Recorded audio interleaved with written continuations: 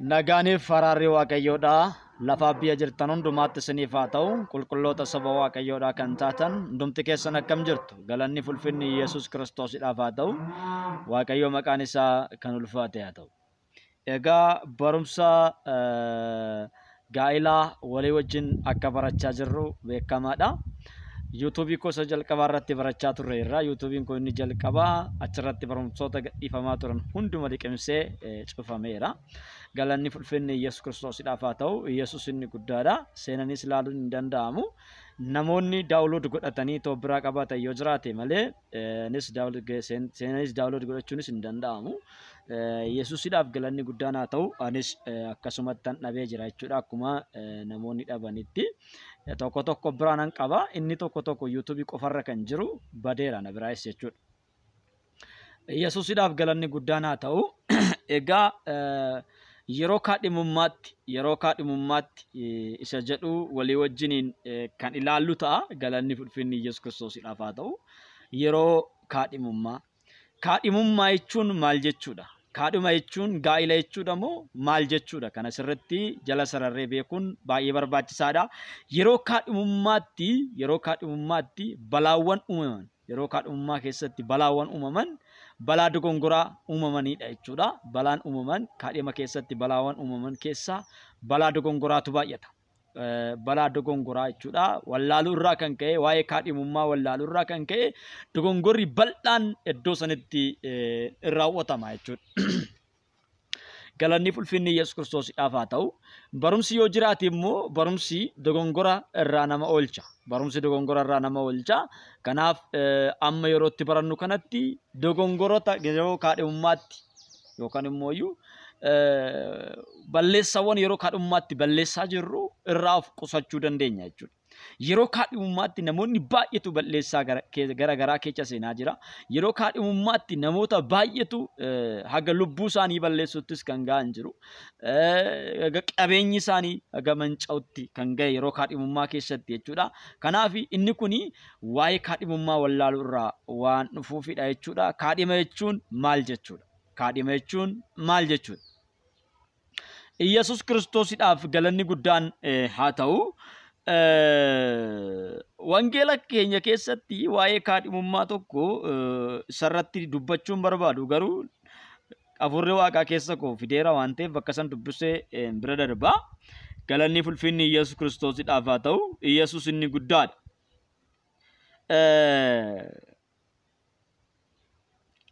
Macaafa qulqulluu keenya keessatti Maatiyos irraa lafa tokko nan dubbisa. Maatiyos irraa lafa tokko nan dubbisa. Maatiyos 1:16 irratti akkas jedha. Yaaqoob Yoosefin dhalche. Yoosef kun immoo kaadhima Maariyaam isheen immoo Kiristoos Yesuus isa Kiristoosicha jedhamee moggaafame kan deessedha jedha. Yoosefin kuni kaadhima eenyu turedha? Kaadhima Maariyaam dubree Maariyaam haadha gooftaa keenya Yesuus Kiristoosii ture jechuudha. Galanni ulfinni Yesuus Kiristoosidhaaf haa ta'u. Dhalachuun Yesuus Kiristoos akka kanatti fufee jirutti ture. Maariyaam haati isaa Yoosefii kaadhimamtee turte. Isheen Yoosef wajjin utuu wal bira hin gahin hafuura qulqulluudhaan ulfooftee argamte. Hafuura qulqulluudhaan ulfooftee argamtee jedhee macaafni qulqulluun dubbata jechuudha. Egaa yommuutti Maariyaam hafuura qulqulluudhaan ulfooftee argamte kanatti Yoosef kaadhimni isheedhaa hin arge. Ulfaa'uu ishee arge. Guddachuu garaa isheedhaa waan argeef Yoosef Maariyaam wajjin hin ciifne waan ta'eef. Yoosef Maariyaam bira hin geenye waan ta'eef. Yoosef Maariyaam wajjin hin ciifne waan ta'eef. Maariyaam kaadhima Yoosef jedhamtee beekamti. Kaadhima Yoosef jedhamtee beekamti. Garuu kutaa kana keessatti gaafa laallu kaadhimni Yoosef kuni osoo Yoosef bira hin gahin maal taate argamte? Ulfa taate argamte. Egaa kaadhima kana jidduutti warra wal kaadhimate kana jidduu harki Waaqayyoo galee harki waaqayyoo gaafa jidduu galu, harki waaqayyoo gaafa gidduu galu, Yoosef ummata biratti Maariyamiin hin saalfachiisu. Bakkeettuman Maariyamiin dhiisa malee jedheeti garaasaa keessatti murteesse. Ergamaan waaqayyoo garuu gara Yoosef dhufee maal jedheeni, kaadhimni kan kee kuftee miti kan ishiin ulfoofte. Dhiira biraa wajjin ciistee miti kan ishiin ulfoofte.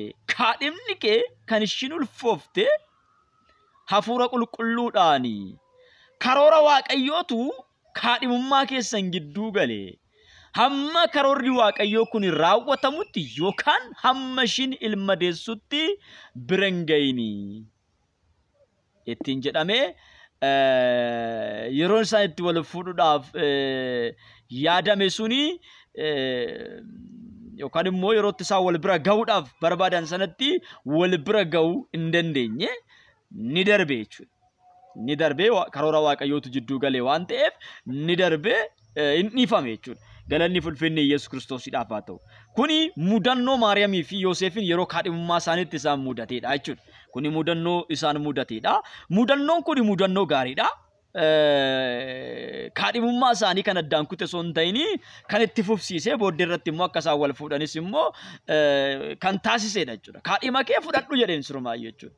Fudhadhu osuma ishiin ulficha garaadhaa qabdu osoo ishiin hin dahin maal godhi fudhadhu jedheeni kaadhima isaa ni fudhate. Gaafa fudhatu garuu maal ta'e taateerti jechuudha. Dur kaadhima turte amma garuu Yesuusin ulfooftee osuma jirtu fudhate amma haadha manaasaadha. Haadha manaasaatti kan jechisiisu immoo sirni tokko raawwatamne, sirna tokko qofatu raawwatame.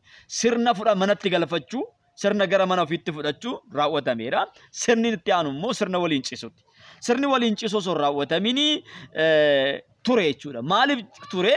Sirni kun kan inni tureef maalinni isheen ilma hafuura qulqulluun ulfooftee kana hamma deessutti bira hin gahin jedhee ergamaan waaqayyoo abboomeera waan ta'eef. Galanni fulfinni Yesuus Kiristoosiidhaaf haa ta'u. Yesuus inni guddaadha.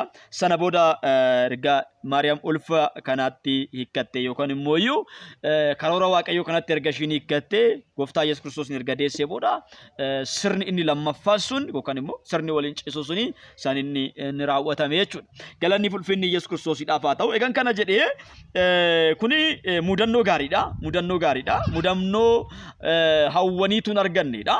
Mudannoo dheebotaniituun argannedha. Mudannoo baay'ee gaariidha. Mudannoo kaadhima mudateedha jechuudha. Kaadhimman tokko mudannoo isaan mudateedha. Kuni mudannoo gaariidha. Mudannoo barbaadaniyyuu argannedha. Galanni fulfinni Yesuus Kiristoosiidhaaf haa ta'u. Yesuus inni guddaadha. Egaa yeroo kaadhimummaatti mudannoo baay'eetu nama mudata. Yeroo kaadhimummaatti mudannoo gaggadheen immoo mudannoo baay'een jira. Yeroo kaadhimummaatti jechuudha. Mudannoo gaggadheeni mudannoo baay'een jira jechuudha. Irri tokkoof dubartiin tokko erga walii wajjiniini dubarri tokko erga walii wajjin wal kaadhimatanii booda dhiirri tokkoo fi dubarri tokko erga wal kaadhimatanii booda jidduudhaani balaan adda addaa isaan irra ga'uu danda'a. Galanni fulfinni Yesuus Kiristoosiidhaaf haa ta'u. Isheen durbaa humnaan gudeeddiin irratti geggeeffamuu danda'a yookaan immoo namni biraa butuu danda'a. Buttaan jira. Wantoonni akka kana fakkaatan jira jechuudha. Inni kunis mudannoo baay'ee ulfaataadha.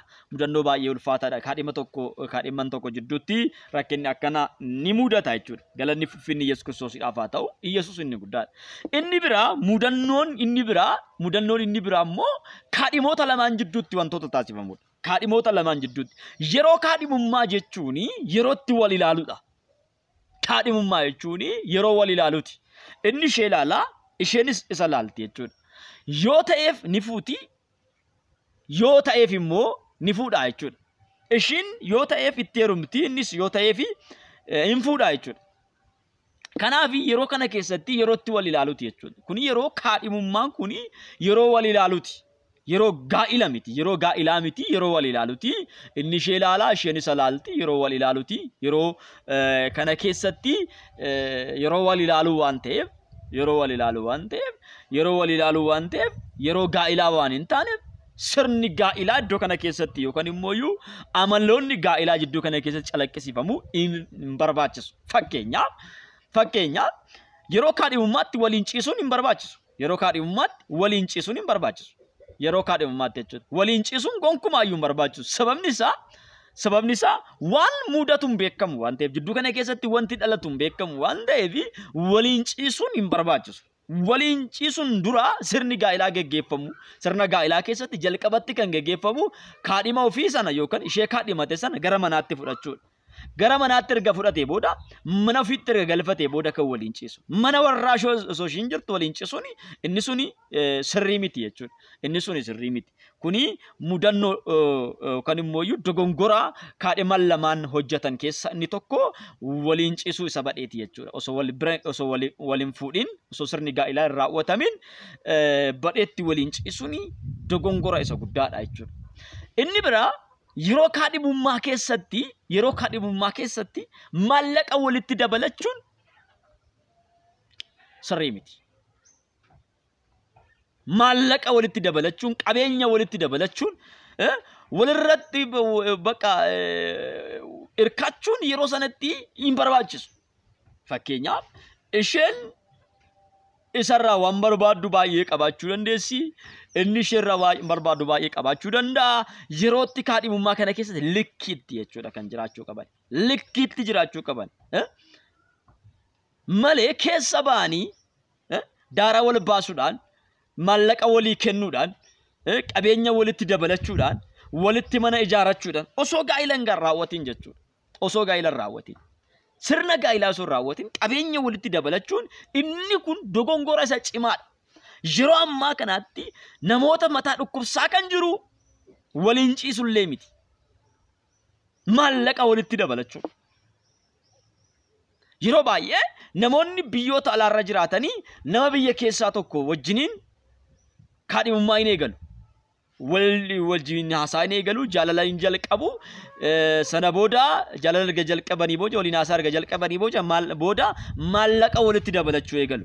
Mana ijaarii jedheeti isheetti maallaqa ergaa yookaan immoo isheetu mana ijaarii jedhee isatti maallaqa ergaa.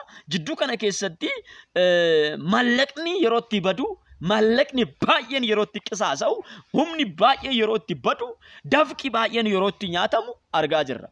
Yeroo kaadhimummaa keessatti maallaqa walitti dabalachuun gonkumaa hin barbaachisu.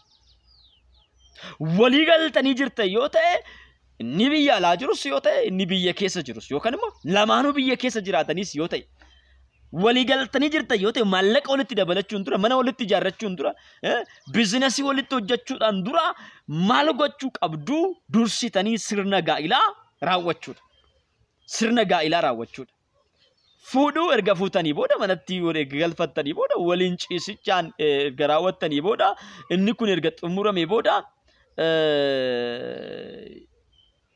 inni biraa walitti dabalamu kan eegalu jechuudha. Dursa gaa'ilatu eegala. Gaa'ila miti. Kaadhima jechuun gaa'ila miti. Kaadhima jechuun yoo barbaanne kan fuunu yoo barbaannu baanne immoo kan dhiisudha. Fakkeenyaaf Qorontos irratti Qorontos 7:36 irratti namni tokko fuudha ga'ee kaadhima isaa fuudhuu dhiisuun isaa akka waan ishee irratti daba hojjate itti fakkaate garuu fuudhuu isaas hin oolu erga ta'e akkuma dur ishee jaalatetti wal haa fuudhan. Akkas gochuu isaatiin cubbuu hin hojjetu. Fakkeenyaaf namoonni wal jaalatan tokko kaadhima walii warri wal kaadhimatan tokko kaadhima isaa fuudhuu dhiisuudhaaf kan murteesse fuudhuu dhiisuudhaaf murteesse lakkin fuudhanii isheen barbaadu yookaan immoo hin barbaadu jedhee kan murteessu yoo ta'e fuudhuun isaa hin oolu yoo ta'e garuu osoo ishii fuudhee gaarii maa jedhama caafni. Ishuma sana osoo fuudhee kanuma kaadhimatee waliin ture sana osoo fuudhee gaariidha. Garuu hin barbaadu yoo ta'e ishee dhiisuunis cubbuu kan ittiin fakkaanne yoo ta'e osoo kaadhima isaa wajjiniin ciisin haa dhiisu. Waliin ciiseera yoo ta'e sirna gaa'ilaa tokko raawwateera waan ta'eef.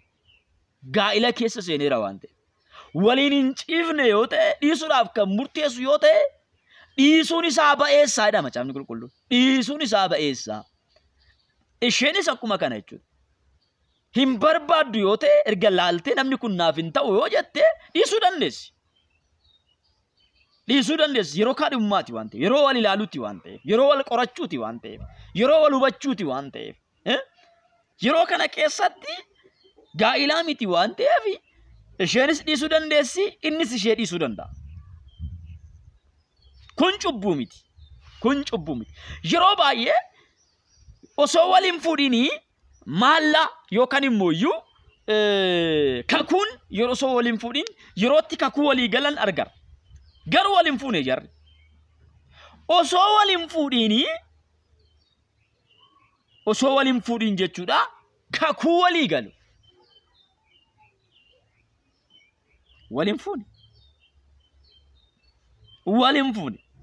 Macaafa qulqulluu fidanii yookaan paastarii waldaa fidanii paastariin akka kanatti immoo iyyuu kaadhima wal kaksiisu sirna waldaa kiristaanaa kan hin beekne akkasumas immoo iyyuu tajaajilaa ta'uufis kan hin beeknedha jechuudha. Tajaajilaadhas jedhee fudhachuudhaaf natti ulfaatan. Paastarii osoo hin taane poostariin baay'een isaanii jiru. Kana jechuun taappellaa paastarii duwwaa baatanii namoonni deemanii namoonni akka kanaa jiru. Namoota kan osoo yeroo kaadhimummaa keessatti kan kaksiisan jidduu galanii isheef isaa bakka nishiin dhiisu nishiin nan dhiistu minaamen. Kun hunda akkanaa kun hin jiru. Taphni akkanaa hin jiru. Kun yeroo wal ilaaluuti waan ta'eef inni ishee ilaalaa isheen isa ilaalti. Amala isaa ilaalti, jireenya isaa ilaalti, eenyummaa isaa ilaalti. Sana booda kan sirna gaa'ilaatti seenan jechuudha. Yeroo kanatti qabeenya walitti dabalachuun, yeroo kanatti wal kaksiisuun hin barbaachisu. Inni tokko waliin ciisuudha. Yeroo kaadhimummaatti waliin ciisuun dogongora hin barbaachisu. Kaadhima waan ta'eef kaadhima kee wajjin ciisuun sirrii miti, cubbuudha. Sagaagaluudha. Inni lammataa qabeenya walitti dabalachuudha. Inni kunis dogongora guddaadha. Inni sadaffaanii wal kaksiisuudha. Bakka anis akka kadheen jira jedhee kakuu sana eeguudhaaf tokkos hin jedheetuma dabatee ta'a. Inni kun immoo iyyuu kakuu sana cabsee deemuu danda'a. Sirumaayyuu kakuun yeroo kadhimummaa keessatti kan hin barbaachifnedha. Iyyesuusiidhaaf galanni guddaan haa ta'u.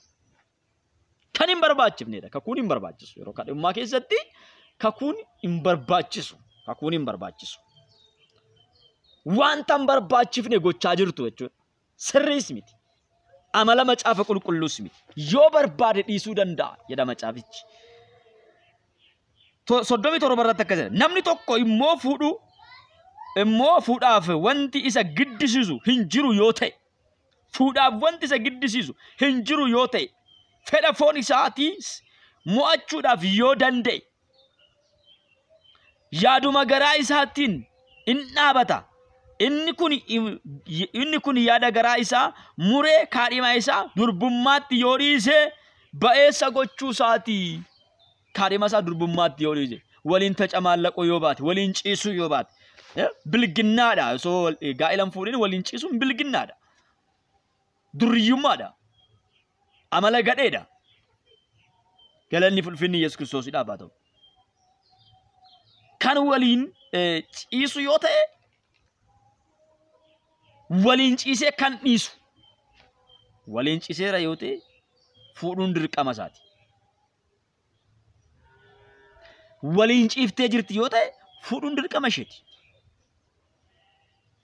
Fuudhuu qabdi. Gaa'ilaa waan raawwatanii sirni gaa'ilaatu keessaa tokko walitti raawwatameera. Inni gaallamootaa wajjin walitti maxxanee gaallamootaa wajjiniin foon tokko. Inni Kiristoosii walitti maxxanee Kiristoos wajjiniin qaama tokko jedha macaafni qulqulluun. Gaallamootaa wajjin kan ciise iyyuu gaallamootaa sana wajjiniin sirna gaa'ilaa raawwateera jedhaara macaafni. Ishee wajjin walitti makateera. Waliin ciisuu keessa walitti makachuutu jira.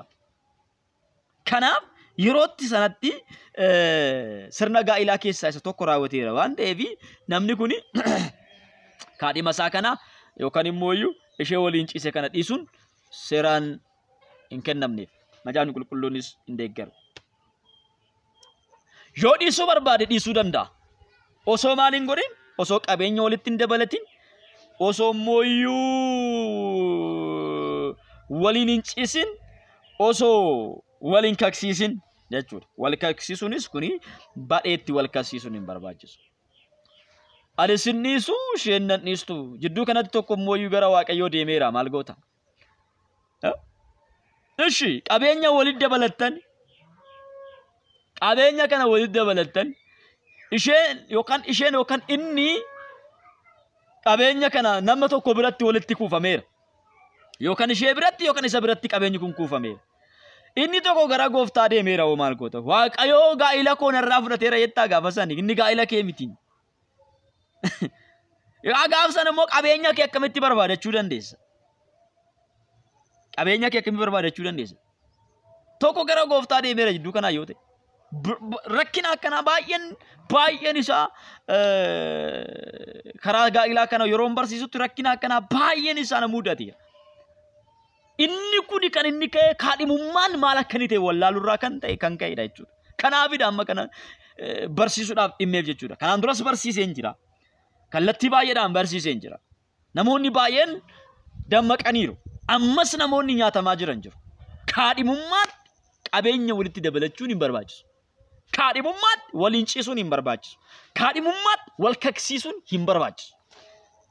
Firiidha bakka. Yerootti birmadummaati. Isheenis birmaduudha, innis birmaduudha. Yerootti wal ilaalanii yoo ta'e waliin gaa'ila uumachuu hin ta'u taanaan achumatti qadaadanii hambisu. Achumatti bakka hin taane ka. Namoonni baay'een nan kakadhee maalaan godhaa? Akkamittan kakuu cabsaa? Hin taane garuu akkanan yaade miti. Hin taane akkamittan kakuu sana cabsaa? Inni biraa ammoo waliin ciifneerraa maalaan godhaa? Akkamittan dhiisaa? Yeroo kaadhimummaatti rakkina kana hunda keessa galtanii maaf cannaqamtu? Yeroo kaadhimummaa jechuun yeroo badhemaa wal ilaaltanii, yerootti wal bira geessan miti. Yommuu walitti dhuftan iyyuu namni sin jidduu jiraachuu qaba. Fedhi foon keessanii dhimma hin taane keessa akkasin hin galchineef jechuudha. Namni sin gidduu jiraachuu qaba. Kanaaf nan kakadhee fi maalan godhaa? Kaani. Qabeenyi koo kana mara nyaatameera. Birrii koo kana mara nyaateera. Garoonni nama akkanaati. Gaafa sitti immoo ani paastariidha sin jechuu danda'a. Gaafa dhattee too namicha dhageessu inni garuu mana caatee oola. Sitti gaafa haasa'u ati kiristaana ta'uu kee eegasi beekee ani paastariidha tajaajilaadha. Yookaan immoo iyyuu isheetu goyoomsa. Ana tajaajiltuudha jechuu dandeessi ishee. Annan tajaajila, faarfannaadha nan tajaajila, lallabaa nan tajaajila, barsiistuu wangeelaati. Mi'aama jechuu dandeessi. Paastarii waldaa kiristaanaati jechuu dandeessi. Ani wangeelaayidha jechuu dandeessi. Innis akkuma kana jechuu danda'a. Taappellaa kana maxxanfatanii namoota hanna baay'ee hataa jirantu jira. Maqaa kiristaanummaa kana moggaafatanii namoota hanna cimaa keessa galantu jira. Namoota saamicha cimaa keessa galantu jira. Of eeggachuun barbaachisaadha. Yesuus Kiristoos of eeggadhaa jedhe warra hoolaa fakkaatan gogaa hoolaa warra uffatan keessi isaanii garuu yeeyyii warra ta'e jeedala warra ta'an irraa yookaan keessi isaa bineensa nama nyaatu warra ta'e irraa of eeggadhaa.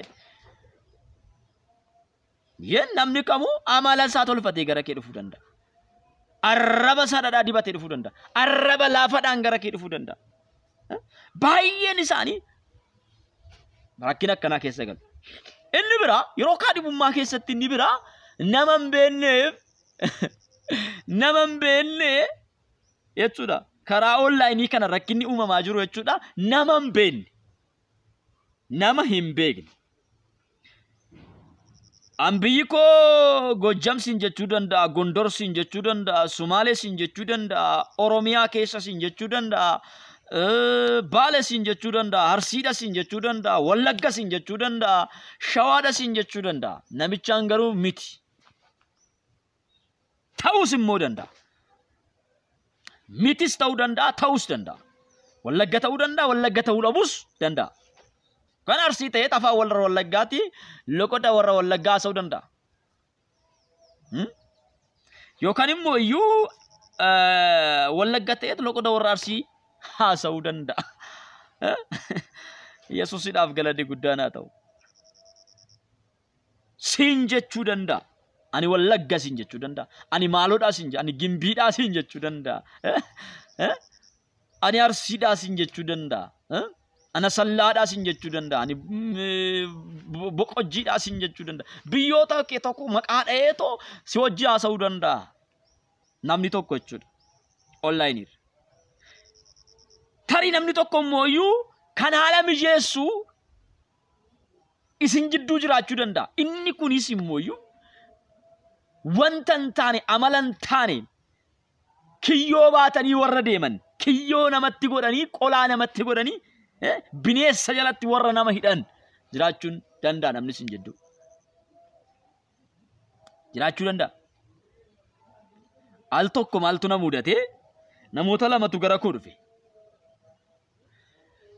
Gaa'ila uumachuu barbaannaa jedhan. Atoo eessa? Anoo Asallaa. Ati eessa? Ani immoo Dubaay. Dhaloota biyyattii eessaati? Wallagga. Amma eessa jirta? Dubaay. Ati eessa jirta? Asallaa. Asallaa jedhama malee namicha namni sunis wallagguma. Wallaggu. Gaafa kana sirna gaa'ilaa keenya raawwachuu barbaanna yookaan immoo gaa'ila waliin uumachuu barbaanna. Waliin gaa'ila uumachuu barbaanna. Jedhan akkanaa yeroo itti na bira dhufan kanatti waan baay'ee walitti daddabalachuu eegalaniiru. Amma ani isaan jidduu kanan seenuu na barbaadanii fi waan baay'ee erga xumuranii booda akka warra poostarii sanatti jechuudha. Waadaan akka isaan galchisiisudha. Waadaa akka nu galchitu sana booda nu waliin jireenya keenya itti fufna ምናምን. እንደዚህ አይነት ቀልድ የለም እኔ ጋር ቀልድን akkanaan jiru na bira wanti akkana na biratti hojjetu yeroo kaadhimummaa keessatti waadaa walii galuu wanti jedhamu hin jiru wal ilaaluudha. Dursaati beektaa nama kana bakka nama waaqayyooti naan jedhee atoo beektaa nama waaqayyooti naan jette nama waaqayyooti hin hojjetu gaa'ila jidduutti nama waaqayyooti nama maalooti hin hojjetu wanti akkasii galanni fulfinni Yesuus Kiristoosiidhaaf gaa'ila jidduutti nama waaqayyooti ምናምን አይሰራም galanni fulfinni Yesuus Kiristoosiidhaaf nama waaqayyoo waan ta'eef kan jaalanni fuuna kan jaalannetti heerumna kan keessi keenya amane qaama keenya kan taate qaama keenya kan ta'etti seenna malee waan nama waaqayyoo ta'eef እንደዚህ አይነት ጨዋታ የለም። ታምኔ አከና እንጅሩ ገለኒ ፍልፍልኒ ኢየሱስ ክርስቶስ ይዳባል ነማ ዋቀዩ አንተ ፓስተሪ ዋንተ ወንጌላዊ ዋንተ እንደዚህ አይነት አለ እንዴ? የለ ሆነ ገና እንጅሩ ወንተ ከና አስተሪ ዋንተ ፊሚቲ ከንጋ አይለቆቹ እንዴ ዋን በቃ ጆለን ቱጎንጎርና ጆለን ዱባራ ፓስተሪ ዋንተ ፊሚቲ ከወንጋ ጋይላ ሲተው ደንደው ጋይላ ከሲተው ደንደው ዋቀዩ ለፈሲ ካኤራ ፓስተሪ ዳቢቲ ከንኬ ወከንሞ ወንጌላዊ ዳሚቲ ከንኬ ታውስ ደንዳ ታው ደቡ ደንዳ ከንኬ ቤክ ዱራን ዱርሲቲ አኔ ወንጌላዊ ዳዋን ሲንጀደ ዋቃ ወንጌላዊ እርገጥ ረደትን ሲኒ ገለኒ ፍልፍልኒ ኢየሱስ ክርስቶስ ይዳባል ኢየሱስን ይጎዳል ጋኢላ ከሰቲ ፍለታሙ ደቡ ደንዳኒ ተጃጅልቶኒ ፍለታሙ ደቡ ደንዳል ማለ ቦጂኒ ሳኒ ወጂ ዋቀዮ ከሰቲ ቢዚ ተው አንተ ኤቪ ዝርና ጋኢላ ከሰቲ ከነኮፊ በርባዱ ሳኒሌ ተጃጅልቶኒ ከነማኮፊ በርባዱ akka isaanitti kan isaan gargaartu isaan tajaajila waaqayyoodhaaf waan fiiganiif tajaajila waaqayyoo san kan isaaniif daggaftu tajaajila waaqayyoo sana kan isaan cinaa dhaabatte kan isaan gargaartu akka isaanii barbaaddatu atis gargaaraa akka keetii barbaaddachuu qabda paastarii waan ta'eef irratti lafannaamu miti wanta akkasii injiru wanta akkasii in barbaachisu wanta akkasii amala akkasii kana surumaayyuu balleessaa of keessaa balleessaa namoonni baay'een maqaa kana bakka chaappeeffatanii hanna deemu. Paastarii waan ta'eef qulqulluu miti. Wangeelaa waan ta'eef qulqulluu miti. Gaa'ilaaf kan ta'us ta'uu dhabuu danda'a. Ta'uu dhabuu danda'a. Kanaaf duraan dursinee laaluun baay'ee barbaachisaadha. Duraan dursanii laaluudha. Yeroo baay'ee ijoolleen hin dogongorinaa. Wanti akkanaa kun sirrii miti. Siif kan kaa'e Waaqayyo lafa jira. Qaama kee ta'uu kan danda'u. Ati qaama isaa ta'uu kan dandeessu. Ba'aa walii baachuu kan dandeessa. Wal gargaaru. Inni gargaaraa isheen gargaartu. Kan ta'uu danda'an ta'uu qaba malee paastarii waan ta'eef, wangeelaayii waan ta'eef, raajii waan ta'eef miti gaa'illi kan uumamu. Wanta akkanaa kanarraa of qusadhaa. Ergatti seentanii booda balaa buusuu dandeessu. Ergatti seentanii booda nan dogongoreet. Jalqabuma filannoon keessan sirrii miti kaa. Jalqaba filannoon barbaachisaadha. Filannoo keessan sirreessuun baay'ee tokko barbaachisaadha. Duraan dursatii filannoo keessan sirreessaa. Filannoon jalqaba yeroo kaadhimummaa keessatti laalta. Ni filatta. Ni laalta. Kamtu naaf ta'a? Ishee kamtu naaf ta'a? Isa kamtu naaf ta'a kan jedhu sana yeroo filannoo keessatti ni laalta jechuudha. Yeroo kaadhimummaa san keessatti kan siif ta'u sirriitti laalta.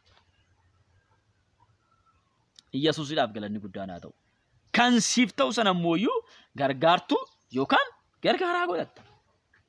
Malee zimjetteetuma ani wangeelaa ila siin jedheedhaaf yookaan immoo ani tajaajiltuudha jetteedhaaf sirni gaa'ilaa kana keessatti raawwatamu. Tajaajilaa yookaan tajaajiltuu waan ta'eef walitti heerumuun hin barbaachisu. Walitti fuudhuun hin barbaachisu. Qaama garagaraatu walitti dhufa ta'a. Qaama garagaraadha. Tokko ta'uu dhabuu danda'a.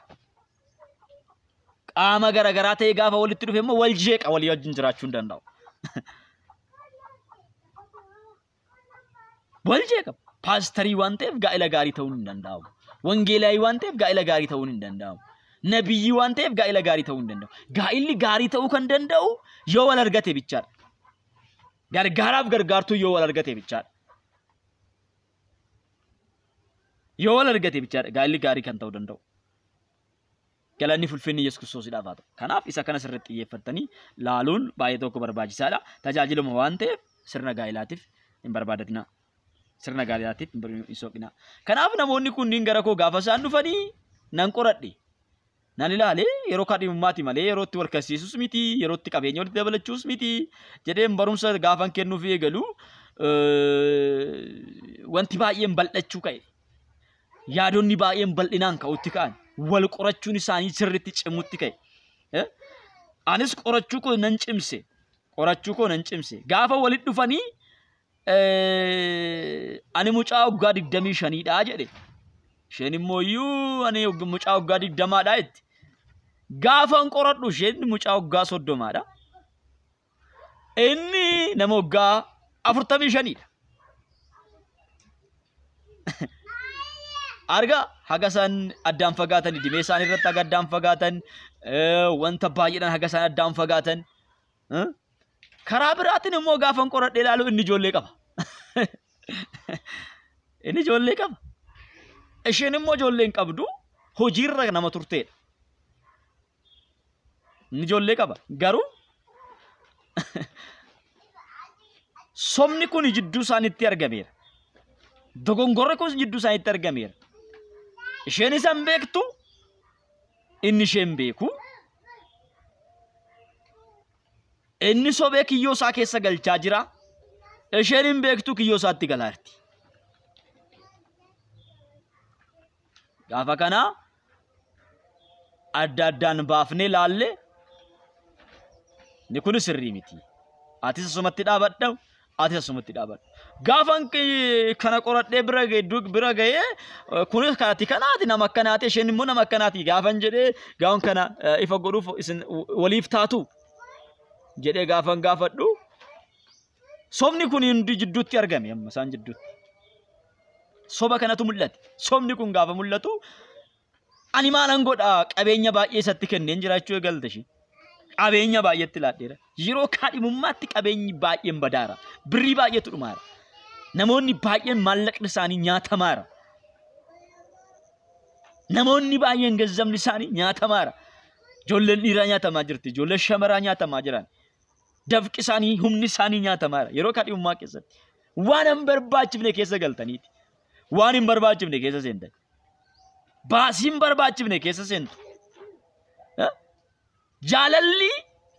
jaalalli yeroo kaadhimummaa keessatti jaalalli keenya kan inni ittiin madaalamu waa walii kennineefii miti waa walii kennineetii miti jaalalli keenya kan ittiin madaalamu inni sun immoo bu'aadha jaalala bu'aa irratti hundaa'eedha jechuudha jaalala bu'aa irratti hundaa'ee ta'a jaalalli dhugaa garuu toluma wal jaalatu jaalala dhugaadhaan wal jaalachuu qabu kaadhimummaa keessatti jaalala dhugaadhaan wal jaalachuu qabu maallaqa walii waan kennaniif isheen maallaqa itti kenniteef isa inni ishee jaalachuu hin qabu yookaan immoo inni maallaqa kenneedhaaf isheen isa jaalachuu hin qabdu inni kun bu'aa irratti jaalala bu'aa irratti hundaa'eedha jaalalli bu'aa irratti hundaa'e kun immoo deemee maal ta'a bu'aan sun gaafa dhaabate wanti waliif kenna sun gaafa dhaabate kennaa waliif kenna sun gaafa dhaabate gaafa hin jirre dudda walitti galu walirraa garagalu ani karaayyuu hin barbaadu miti ani ishii yookaan immoo ani isaan barbaadu mi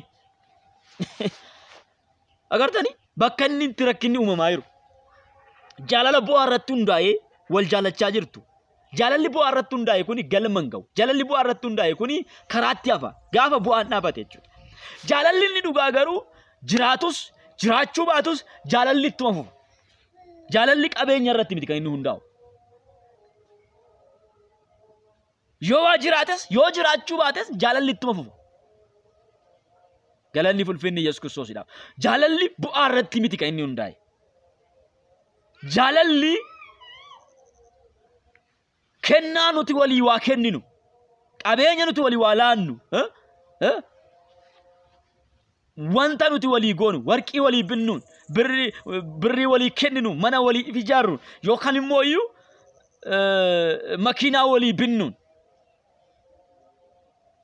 uffata walii binnuun jaalalli keenya kan madaalamu yoo ta'e jaalala sobaadha jechuudha jaalala bu'aa irratti hundaa'eedha jechuudha jaalalli bu'aa irratti hundaa'e kuni bu'aan gaafa dhaabate jaalallichi sin dhaabata jaalala qabumaayyuu jaalala bu'aati waan ta'eef isa kana sirriitti ilaaluun jalas buutanii sirriitti ilaaluun barbaachisaadha sirriitti jala buutanii ilaaluun barbaachisaadha namoonni baay'een nyaatamaa jirtu namoonni baay'een badaa jirtu namoonni baay'een du'aa jirtu namoonni baay'een isaanii miidhamaa jiru inni biraa yeroo kaadhimummaa keessatti warri waliin beeknu kuni inni mucaa akkuma amma isiniin jedhe nama waggaa 40 yookaan 50 footoo mucaa waggaa 20 qacalee reefu asheetaa jirtu sana jechuudha footoo sana fideetu mannoo irra kaata profaayila isaa irra kaata isheen immoo yookaan mucaa yoo waggaa 40 30 yookaan immoo 20 fideeti footoo ishee waliin hin deemne kan yeroo ishee ijoollummaa isheedhaa fidee achirra kaatti kanaan wal dogongorsiisaa jiru kanaan karaarraa wal gataa jira baay'een isaanii footoo waggaa 20 laaltee hin dogongoriin beekuu qabda duraan dursitee nama sana amma ijaan ijatti arguu qabda jaalachuu keetiin dura ijaan ijatti qaamaan wal arguu qabda qaamaan argitee beekuu qabda maali isaa jaalatta akkamitti jaalatta jaalalli kan inni hundaa'u waan gurraan dhagaan duwwaadhaan jaalalli hundaa'u bee jaalalli akkanatti miti kan inni hundaa'u jaalalli akkanatti miti kan inni jalqabu wama gurraan dhageessu duwwaadhaan gurri kun waan baay'ee dhagaa of eeggadhaa namoonni baay'een nyaatamaa jirtu waan ta'eef akkanaan nan iyyisisu waaqayyo waan baay'eetu badaa jira waan ta'eef galanni fulfinni Yesuus Kiristoosidhaaf haa ta'u kanaaf yeroo kaadhimummaa keessanitti dogongora baay'een isin qabdan isa kanaadha dogongora baay'ee isin qabdan isa kanaadha ayyadadha bara 2007 mucayyoon tokko akka malee nyaatamte birrii guddaa nyaatamte bara 2007 keessatti birrii 80 nyaatamte birrii 80 yeroo sanatti ilaalaa birrii 80 ni jaalatte biyya keessatti footoo laaltee jaalatte Inni isheen biyya keessaa mooyyuu ishee jaalattes shamara. Sagaleen ishii sagalee dhiirati kan sin ajaa'ibu. Shamaratu shamara jaalate. Isheen gazzabatti laattu kun footoo laalteeti. Gaafa biyya galtuun ceeyoo sun hin maraatte. Laala birrii guddaadha yeroo sanatti jechuudha. 80 jechuun yeroo sanatti birrii guddaadha. 2007 jechuudha. Galanni fulfinni Yesuus Kiristoosiidhaaf haa ta'u. Yesuus inni guddaadha. Baay'ee miidhamte ceeyoo sun. Lakkii gaafa jennu gaa'illi maallaqaan hin bitamu jarana. Maallaqaan hin bitamu gaa'illi. Yoo lakkisiin hin jennu nuti hinaaffaa keessan hin qabnu. Ijoolleen akkasiin hin nyaatamne barbaanna malee. Nuti hinaaffaa keessan hin qabnu. Akkasiin lafatti haftanis hin barbaannu nuti. Lafatti naftanii. Kan keessan lafa jira. Maaf dogongortu? Macaafa qulqulluun laaltanii? Macaafa qulqulluun dubbistanii? Cinaacha Addaam keessaa Hewaan baate. Cinaacha Addaam keessaa Hewaan baate. Yesuusiidhaaf galanni guddaan haa ta'u. Addaam ture Hewaan hin turre cinaacha isaa keessaa baate. Cinaacha isaa keessaa baate.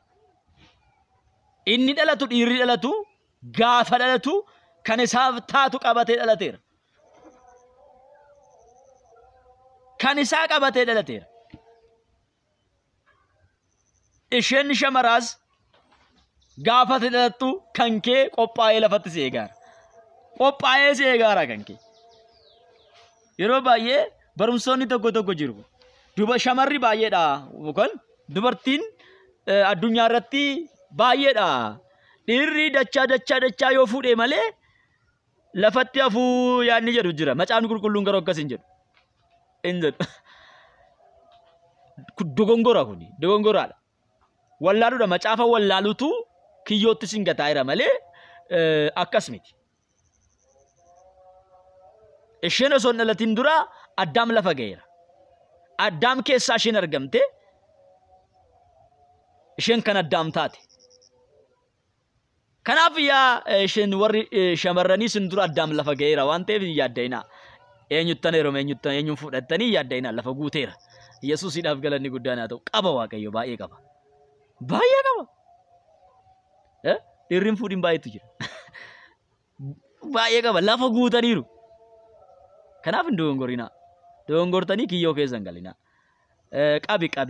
Na darbaadhaan. Homa argita irratti lafa hin dhayinaa. Waan isin darbu tokko iyyuu hin jiru. Hin darbu. Kan keessan dursee lafa ga'eera. Isin warri dhiiraa immoo qabattanii dhalattaniirtu. Yesuusiidhaaf galanni guddaan haa ta'u. Isin warri dhiiraa qabattanii dhalattanii isin warri shamarranii immoo isin dursee lafa ga'eera waan ta'eef isuma keessaa baatanii isumaaf taatu. Kanaaf Waaqayyo sisteema kanaan dhaloota kan inni lafa kanarratti baay'isuudhaaf qopheesse. Karoora Waaqayyoo eenyumtuu karaatti nambisu. Gaa'ila kan uume Waaqayyoodha. Gaa'ila kan uume Waaqayyoodha. Horaa baay'adhaa kan jedhe Waaqayyoodha. Dhiira tokkoof dubartii takka, dubartii tokkoof dhiira tokko kan uume Waaqayyoodha. Kan keenya lafa jira. Na darba kana qabadhu malee in ta'u lafatti nafa wantoonni akkasii kun ilaalcha keessan keessaa baduu qaba. Isin akka amantootatti deddeebi'a. Keessattuu warri amantoonni akka wantoonni akkanaa kun wanti oduun biyya lafaa kun gurra keessanitti akka hin seenne. Eeggadhaa. Gurra keessan wanti akkanaa kun akka hin seenne. Kan keessan lafa jirti. Yesuusiidhaaf galanni guddaan haa ta'u. Ameen.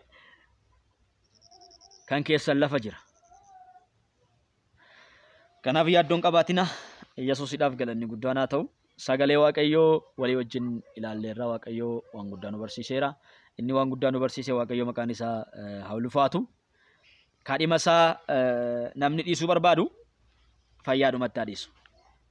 Kaadhima isaa namni dhiisuu barbaadu fayyaadhumatti kaadhima isaa dhiisu. Inni dhiiras inni shamaraas kaadhima keessan dhiisuu barbaadan fayyaadhumatti dhiisa.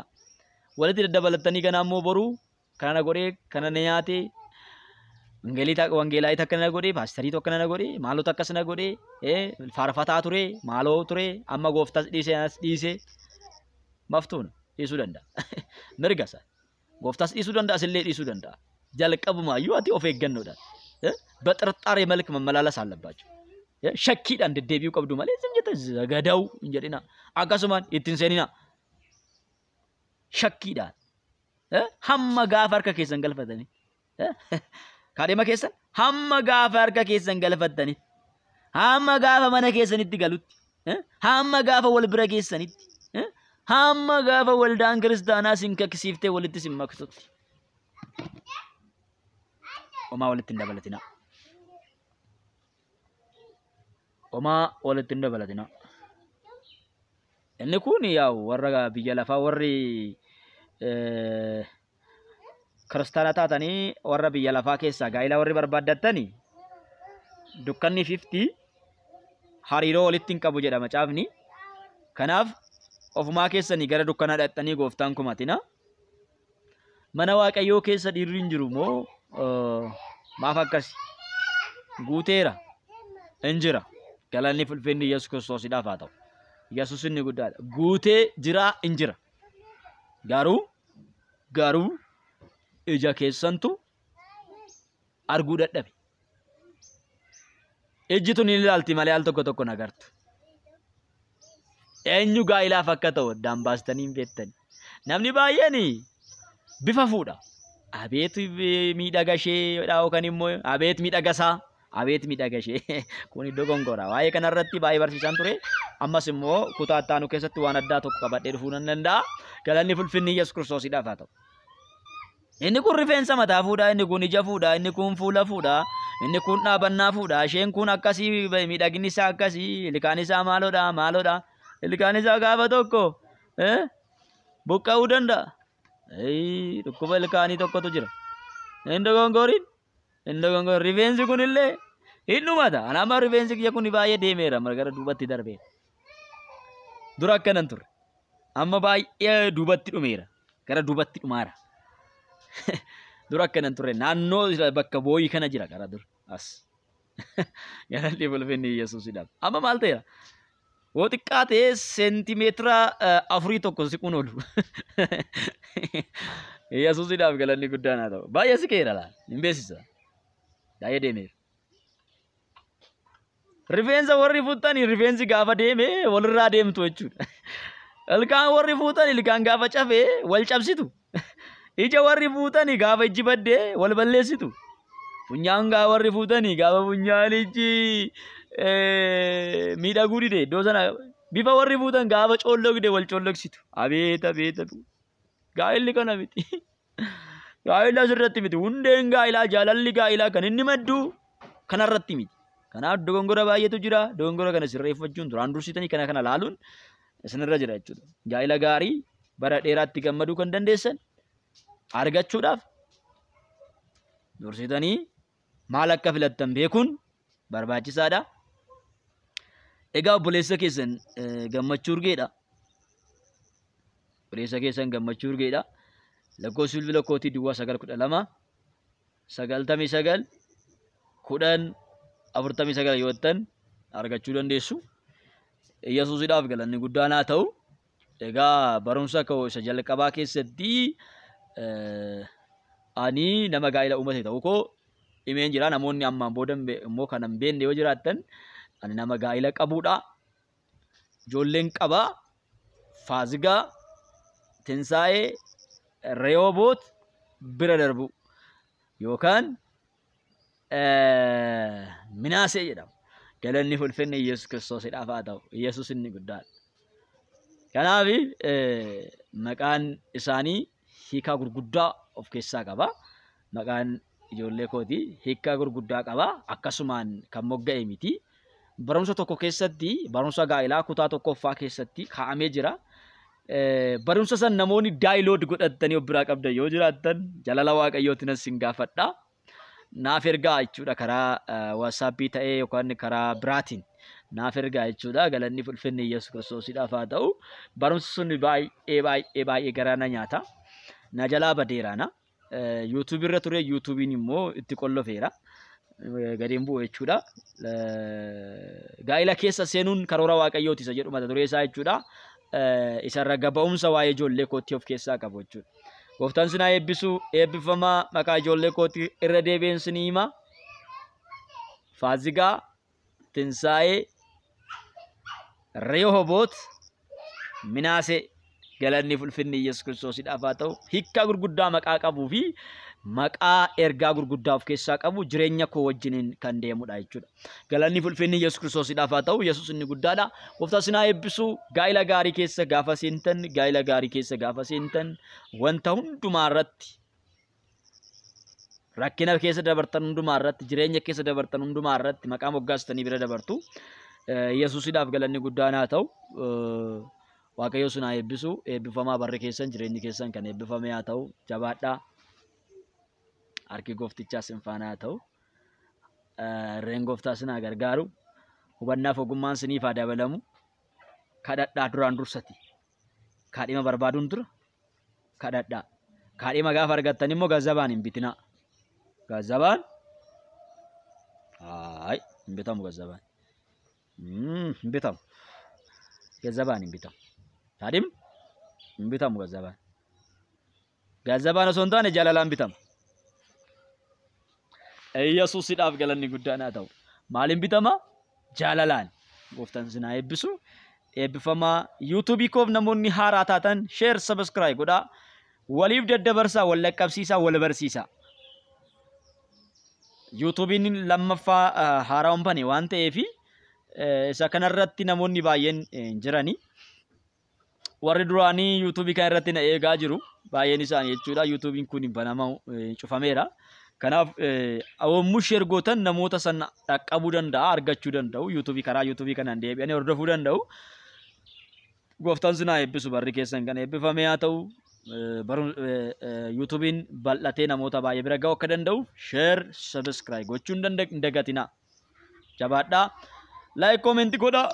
Gaafii yoo qabaattan karaa YouTubii yoo barbaaddan karaa WhatsAppii. Kana lamaan alatti nan gaafatina. Kana lamaan ala namni dubbisuun argachuu hin danda'u. Nan fayyadama. Imo nan fayyadama. Telegrama nan fayyadama. Nan fayyadama hundumaayyuu. Garuu irra hin galu yeroo hin qabu waan ta'eef. Yeroo hin qabu irra hin galu keessattuu imo nan qaba malee cufeen jira.